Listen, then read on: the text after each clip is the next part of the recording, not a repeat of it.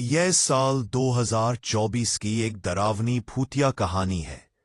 मुंबई जैसे बड़े शहर के एक बहुत ही तेज और समझदार पुलिस वाले इंस्पेक्टर अर्जुन सिंह एक धूल भरी टेढ़ी मेढ़ी सड़क पर खड़े थे।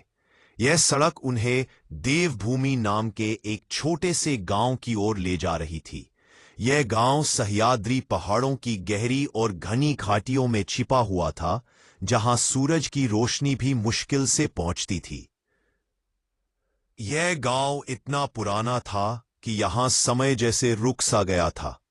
चारों ओर हमेशा हल्की हल्की धुंध छाई रहती थी और शहर का कोई भी शोर यहां नहीं आता था। अर्जुन सिंह को यहां कुछ बहुत ही डरावनी और अजीब हत्याओं की जांच के लिए भेजा गया था। गांव के 3 बड़े और जाने माने जमींदारों को बिना सिर के पाया गया था। उनके शरीर अजीब तरह से जमीन पर पड़े थे, जैसे किसी ने उन्हें फेंक दिया हो। उनके आसपास एक ऐसी ठंडक थी जिसे देखकर और महसूस करके रोंगटे खड़े हो जाते थे, और कोई नहीं समझ पा रहा था कि ऐसा क्यों हो रहा है। इंस्पेक्टर साहब, देवभूमि में आपका स्वागत है, एक गहरी आवाज ने कहा। गांव के मुखिया दादाजी मोहन ने उनका स्वागत किया। उनके चेहरे पर गहरी झुर्रियां थीं और उनकी आंखें बहुत थकी हुई थीं, जैसे उन्होंने बहुत कुछ देखा हो। यह शहर का कोई आम मामला नहीं है, यह कुछ बहुत ही अलग है। अर्जुन सिंह ने अपनी वर्दी ठीक करते हुए सिर हिलाया। अलग कैसे दादाजी? हर अपराध के पीछे कोई ना कोई अपराधी होता है, मैं यहां उसी को ढूंढने आया हूं। उन्होंने अपनी जांच का नया नया सामान निकाला। उनके चमकते हुए आधुनिक औजार इस पुराने और शांत गांव में थोड़े अजीब लग रहे थे, लेकिन गांव वालों की अपनी एक अलग ही कहानी थी। वे डर के मारे धीरे धीरे मुंडा राक्षस यानी बिना सिर वाले दानव के बारे में बात करते थे। उनकी कहानियों के मुताबिक यह एक बहुत ही पुराने योद्धा वीर विक्रम की आत्मा थी। कई 100 साल पहले वीर विक्रम ने गांव के साथ बहुत बुरा धोखा किया था, और इसी गांव के राजा ने उसे गांव के किनारे एक बड़े और विशाल बरगद के पेड़ के नीचे सिर कलम कर मार डाला था। कहा जाता था कि उसकी आत्मा कभी शांत नहीं होती, वह हमेशा अपने खोए हुए सिर को ढूंढता रहता है, और जो भी उसके रास्ते में आता है वह उसका सिर ले जाता है। रात होते ही गांव के हर घर में दरवाजे बंद हो जाते थे और कोई बाहर नहीं निकलता था। इंस्पेक्टर साहब, आपको समझना होगा, रीना शर्मा गांव के सबसे अमीर परिवार की तेज तर्रार और समझदार बेटी ने उन्हें बाद में उस शाम को बताया। उनका परिवार यानी शर्मा परिवार बहुत पुराने राजाओं के वंशज थे। रीना खुद एक पुरातत्वविद यानी पुरानी चीजों की जांच करने वाली थी, लेकिन परिवार के कामों की वजह से देवभूमि में ही रहती थी। मुंडा राक्षस सिर्फ एक कहानी नहीं है, हमारे पूर्वजों ने उसे पुरानी पूजा पाठ और मंत्रों से बांधकर रखा था, लेकिन कुछ ने उसे जगा दिया है। गांव के लोग अब रात में घर से निकलने से डरते हैं। हर रात एक नया डर दिल में बैठा रहता है। अर्जुन सिंह ने धीरे से बात काटते हुए कहा, रीना जी, मैं आपकी भावनाओं का सम्मान करता हूं, लेकिन मेरा काम एक इंसान को ढूंढना है। ये पीड़ित, इनकी जमीनें बहुत कीमती थीं, है ना? उन्हें शक था कि यह जमीन का झगड़ा या स्थानीय शक्ति का मामला है। सबसे आखिरी पीड़ित सेठजी किशन दास ने अभी अभी शहर के एक बड़े बिल्डर को अपनी बहुत सारी जमीन बेचने का सौदा पक्का किया था। अर्जुन सिंह को लगा कि सिर काटना एक क्रूर प्रतीकात्मक संदेश था। उस रात पुरानी शर्मा हवेली में अपने कमरे में अकेले अर्जुन सिंह का शक कम होने लगा। कमरे में एक हड्डियों को जमा देने वाली ठंडक फैल गई। हालांकि बाहर रात का मौसम गर्म था। उन्हें हल्की फुसफुसाहट सुनाई दी, जो साफ नहीं थी लेकिन भारी थी, जैसे अदृश्य धुआं उनके चारों ओर घूम रहा हो। यह फुसफुसाहट कभी पास आती, कभी दूर जाती, जैसे कोई सांस ले रहा हो फिर आह भर रहा हो। आह आह आह। उनके मेज पर रखा एक भारी पुराना पीतल का दिया धीरे से झुका, फिर बिना किसी को छुए जमीन पर धड़ाम से गिरकर टूट गया। अर्जुन सिंह जम गए। उनका हाथ अपनी पिस्तौल की ओर चला गया। बस हवा है, उन्होंने खुद से कहा, लेकिन हवा नहीं थी। हवा भारी दबी हुई हो गई, जैसे कोई अनदेखी चीज उनकी छाती पर दबाव डाल रही हो। एक हल्की धातु जैसी गंध, जैसे पुराने खून और गीली मिट्टी की हवा में फैल गई। उन्हें लगा जैसे कोई उन्हें घूर रहा हो। हालांकि कमरा खाली था, पर छाया अजीब तरह से हिलने लगी, जैसे दीवारों पर कोई अदृश्य आकृति नाच रही हो। अचानक कमरे में रखी पुरानी लकड़ी की अलमारी के दरवाजे अपने आप किर की आवाज करते हुए खुलने और बंद होने लगे।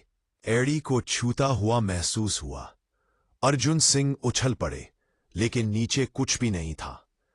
अगले दिन रीना अर्जुन सिंह को पुराने बरगद के पेड़ के पास ले गई, जिसकी जड़ें अजीबोगरीब तात की तरह जमीन में फैली हुई थीं।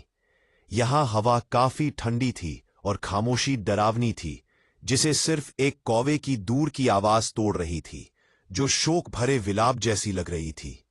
यहीं पर वीर विक्रम का सिर काटा गया था। रीना ने फुसफुसाते हुए कहा, कहते हैं कि अमावस्या की रातों में आप उसकी युद्ध की पुकार सुन सकते हैं, जो घाटी में गूंजती है, ठीक इससे पहले कि वह एक और सिर ले जाए। जैसे ही उसने कहा, घने पत्तों में से एक हल्की लयबद्ध थंप थंप की आवाज गूंजी। ऐसा लगा जैसे कोई भारी चीज घसीटी जा रही हो, जैसे कोई लोहे की जंजीर खींच रहा हो। खुर्र खुर्र। अर्जुन सिंह का दिल जोर से धड़का। उन्होंने अपनी टॉर्च पकड़ी, उसे अंधेरे में चमकाया। कुछ नहीं, लेकिन ठंडक वह बढ़ गई, उनकी खुली त्वचा को चुभ रही थी। उन्हें लगा कि धुंध में कुछ आकृतियां बन और बिगड़ रही हैं, जैसे कोई उन्हें बुला रहा हो। पेड़ों से अचानक सूखी पत्तियां सर्र की आवाज करती हुई हवा में ऊपर उठने लगी, जबकि हवा चल ही नहीं रही थी। एक पल को उन्हें लगा कि पेड़ की शाखाओं से कोई लाल आंखें उन्हें देख रही है, लेकिन फिर वे गायब हो गईं। उन्हें महसूस हुआ जैसे किसी ने उनके कान के पास आकर धीरे से फुसफुसाया हो, तुम अगले हो। आप कह रही हैं कि ये बिना सिर वाला भूत सचमुच सिर काट रहा है? अर्जुन सिंह ने पूछा, अपनी आवाज में तिरस्कार लाने की कोशिश करते हुए, लेकिन उनकी आवाज कांप रही थी। यह सिर्फ एक भूत नहीं है, रीना ने जवाब दिया। उनकी आंखें दूर कहीं देख रही थी। यह एक शक्ति है इंस्पेक्टर साहब, एक शक्तिशाली शाप से बंधी हुई है, लेकिन एक शक्तिशाली इच्छा से भी बंधी है। अर्जुन सिंह की जांच उन्हें एक अकेली अंधी बुढ़िया दादी पद्मा के पास ले गई, जो गांव के पुराने मंदिर के पास एक छोटी अलग थलग झोपड़ी में रहती थी। वह जड़ी बूटियों और पुरानी लोक कथाओं के ज्ञान के लिए जानी जाती थी। जब अर्जुन सिंह ने उसे पीड़ितों की तस्वीरें दिखाईं, तो उसकी अंधी आंखें उसे कुछ ऐसा देख रही थी जो वह नहीं देख सकता था। फिर बात तो किए, सूखी पत्तियों की तरह अपनी आवाज में कहा, जो उसके रास्ते में आते हैं, जिनका खून उसके अतीत से जुड़ा है। उसने एक धारणी, एक गहरे प्राचीन तावीज की बात की, जो ऐसी आत्माओं को बांध और नियंत्रित कर सकता था, इशारा करते हुए कि यह मुंडा राक्षस के आतंक की कुंजी थी। केवल वही जिसके दिल में अंधेरा भरा हो ऐसी शक्ति का उपयोग कर सकता है, उसने फुसफुसाते हुए कहा। उसकी आवाज डरावनी रूप से शांत थी। फिर उस रात डरावनी घटनाएं बढ़ गईं। जब अर्जुन सिंह बुढ़िया की झोपड़ी से वापस गाड़ी चला रहे थे, तो अचानक सड़क पर छाई घनी धुंध से एक भूतिया आकृति निकली। वह अविश्वसनीय रूप से लंबी थी, पुराने और जंग लगे कवच में लिपटी हुई थी। उसका शरीर गर्मी की धुंध की तरह चमक रहा था और उसका सिर नहीं था। उसके दाहिने हाथ में एक विशाल पुरानी खांडा तलवार थी, जिसे वह डामर पर घसीट रहा था, जिससे एक भयंकर की चीख निकल रही थी जो पूरी रात को चीर रही थी। थंप थंप उसके विशाल और अदृश्य कदमों की आवाज थी, जो दिल की धड़कन को तेज कर रही थी। धूप धूप धूप धूप। अर्जुन सिंह ने ब्रेक लगाया। उनकी जीप किनारे चर्र की आवाज करती हुई फिसल गई। मुंडा राक्षस उनकी ओर तैर रहा था। उसका बिना सिर वाला शरीर एक तीव्र आत्मा को सुन्न कर देने वाली दहशत फैला रहा था। उसकी आंखों की जगह से दो लाल लपटें निकल रही थीं, जो अंधेरे में चमक रही थीं। उसकी जीप में इतनी ठंड हो गई कि उनकी सांसें भाप बन गईं। उन्होंने अपने हथियार के लिए हाथ बढ़ाया, लेकिन उनके हाथ बेकाबू होकर कांप रहे थे। राक्षस ने अपनी तलवार उठाई और एक खामोश और डरावना इशारा किया। जैसे ही अर्जुन सिंह ने वार के लिए खुद को तैयार किया, दानव के पीछे से एक चकाचौंध करने वाली सफेद रोशनी निकली और वह रिकॉइल्ड, एक गहरी हताश गुर्र गुर्र की दहाड़ के साथ धुंध में घुल गया, जो अर्जुन सिंह की हड्डियों तक को हिला गई। रीना वहीं थी, उसका चेहरा पीला पड़ गया था। वह एक छोटी नक्काशीदार चांदी की देवी की मूर्ति पकड़े हुए थी। यह शर्मा परिवार का सुरक्षा कवच है, उसने कांपते हुए कहा। यह काली शक्तियों को दूर करता है, लेकिन उन्हें हमेशा के लिए रोक नहीं सकता। अर्जुन सिंह के लिए चीजें साफ होने लगी थीं। पीड़ित, जमीन के सौदे, खास लक्ष्य। उन्होंने सेठजी किशन दास की वसीयत को फिर से देखा, हर जानकारी की जांच की। उन्हें एक छिपा हुआ नियम मिला, जिसे सावधानी से छिपाया गया था, जिसमें खुलासा हुआ कि सेठजी ने अपनी जमीन का एक बड़ा हिस्सा इसी बिल्डर को नहीं, बल्कि अंधी दादी पद्मा के आश्रम को दिया था, जो एक पुरानी अन्याय के मुआवजे के तौर पर था। अर्जुन सिंह के पेट में एक ठंडी दहशत समा गई। उन्हें दादी पद्मा के शब्द याद आए, केवल वही जिसके दिल में अंधेरा भरा हो ऐसी शक्ति का उपयोग कर सकता है। अर्जुन सिंह रीना तेजी से दादी पद्मा की झोपड़ी की ओर भागे। सामान्य रूप से शांत रहने वाला आश्रम अब एक गहरे बुरे ऊर्जा से धड़क रहा था। जैसे ही वे झोपड़ी के करीब पहुंचे, उन्हें एक भयानक चीखने जैसी चच चच चच चच चच चच चच की आवाज सुनाई दी, जैसे कोई दर्द में हो। अंदर दादी पद्मा एक अस्थाई वेदी के सामने बैठी थी, जिसके चारों ओर तेल के दिए झिलमिला रहे थे। वह कमजोर नहीं थी, उसकी आंखें हालांकि अभी भी अंधी थीं, एक अजीब जानकार रोशनी से चमक रही थीं। बोले, उसके हाथों में धारणी थी, कोई ताबीज नहीं, बल्कि एक बिना सिर वाले आदमी की छोटी और बेतरतीब ढंग से तराशी गई लकड़ी की मूर्ति, जो प्राचीन सूखे रेशों में लिपटी हुई थी। उस पर ताजा गहरा खून लगा था। आप ही राक्षस को नियंत्रित कर रही हैं, अर्जुन सिंह ने आरोप लगाया। उनकी आवाज अविश्वास से भरी हुई थी।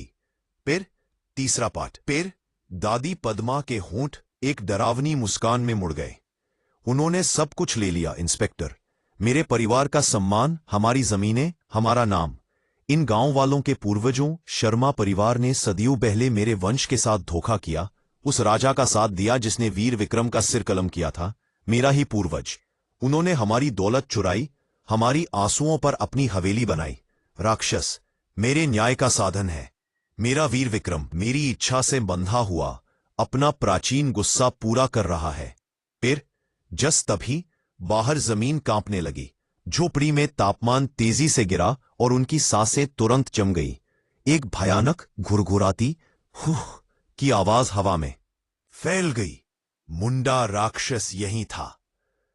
दादी पद्मा एक विजयी ठहाका मारकर हंसी। उसकी आवाज ही जैसी थी। वो आखिरी के लिए यहां है रीना, आखिरी शर्मा के लिए। झोपड़ी की दीवारें हिलने हुई लगी, क्योंकि मुंडा राक्षस अंदर प्रकट हुआ। उसका विशाल बिना सिर वाला शरीर छोटी सी जगह को भर रहा था। वह एक असहनीय ठंडक फैला रहा था। उसकी जंग लगी खमड़ा तलवार जमीन पर खिसट रही थी। कक कक कक कक कक कक कक कक। उसकी आंखों की जगह से निकलती लाल लपटें अब और भी तेजी से चमक रही थीं। उसका बिना सिर वाला चेहरा रीना की ओर था, एक डरावनी अनदेखी नजर। हवा में अजीब सी गड़गड़ाहट सुनाई दे रही थी। गड़गड़ गड़ गड़ गड़ गड़ गड़। रीना अपनी चांदी की मूर्ति पकड़े हुए उसे दूर करने की कोशिश की, लेकिन राक्षस ने बस अपनी तलवार उठाई। ठीक धारनी, अर्जुन सिंह चिल्लाए। उन्हें दादी पद्मा के बिना सिर वाले पुतले के बारे में शब्द याद आए। वह उसे नियंत्रित करता है। वह दादी पद्मा पर झपटे। बुढ़िया अपनी अंधता के बावजूद और अजीब तेजी से चली, उससे बचती रही। मुंडा राक्षस अपने मालिक के खतरे को भांपकर अपना ध्यान अर्जुन सिंह पर लगाया और उसकी तलवार एक चौड़े और घातक चाप में घूम रही थी। अर्जुन सिंह झुके, उनके सिर के ऊपर से तलवार हवा में सू की आवाज करती हुई गुजरी। कुछ तुम उसे रोक नहीं सकते जो तय है। दादी पद्मा चीखी। उसकी आवाज अब एक भयानक विकृत प्रतिध्वनि थी। खासतार पद्मा का पेट काटकर सपूनिकानों पर गाम लिए गए और अजीबोगरीब परछाइयां बना रही थी। जैसे ही दादी पद्मा क्षण भर के लिए लड़खड़ाई, उसके बेहे की परछाई बची। आग की लपटों से विचलित होकर अर्जुन सिंह को अपना मौका मिला। उन्होंने उसे धक्का दिया और उसके हाथों से धारणी लकड़ी की मूर्ति छीन ली। वो ठंडी थी, एक गहरे ऊर्जा से धड़क रही थी। एक जबरदस्त हिम्मत के साथ अर्जुन सिंह ने मूर्ति को अपनी पूरी ताकत से मुंडा राक्षस की ओर फेंका। धारणी दानव की छाती से टकराई और हजार छन्नन थन्नन टुकड़ों में बिखर गई। एक तीखी चीख किसी इंसान या जानवर जैसी हवा में गूंजी। मुंडा राक्षस कांप उठा, उसका रूप तेजी से झिलमिलाने लगा। दबी हुई ठंडक दूर हो गई। इसके बजाय एक भारी उदासी की लहर उन पर छा गई। प्राचीन कवच टूटता हुआ लगा, जिससे एक योद्धा का हल्का और अदृश्य आकार दिखाई दिया। उसका सिर पल भर के लिए प्रकट हुआ, एक ऐसा चेहरा जो पीड़ा और एक हल्की क्षणभंगुर राहत से भरा था। फिर एक आखिरी गूंजती हुई आह के साथ जो कमरे से सारी हवा निचोड़ती हुई लगी, मुंडा राक्षस नीले रंग के धुएं के एक घूमते हुए भंवर में घुल गया और छत से ऊपर की ओर गायब हो गया। अपने साथ देवभूमि के प्राचीन शाप के आखिरी निशान ले गया। दादी पद्मा गिर पड़ी और उसकी आंखें अब सचमुच खाली थीं। दुर्भावनापूर्ण चमक चली गई थी। उसकी बदले की शक्ति गायब हो गई थी। पीछे केवल एक बूढ़ी टूपी हुई औरत बची थी।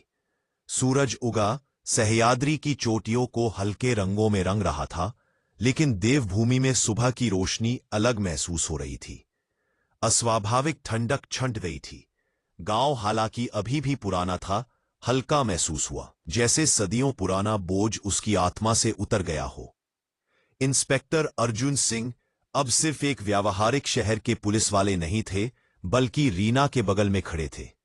उन्होंने असंभव देखा था, एक ऐसे डर का सामना किया था जिसने तर्क को धता बता दिया था, और ये समझ गए थे कि कुछ सच्चाइयां वैज्ञानिक व्याख्या के दायरे से परे होती हैं। उन्होंने रीना को देखा, एक रिश्ता डर और साझा समझ से बना था। वह जानते थे कि देवभूमि में उनका समय अभी खत्म नहीं हुआ था। गांव अपने प्राचीन रहस्यों और नई मिली शांति के साथ उन पर एक अजीब पकड़ रखता था,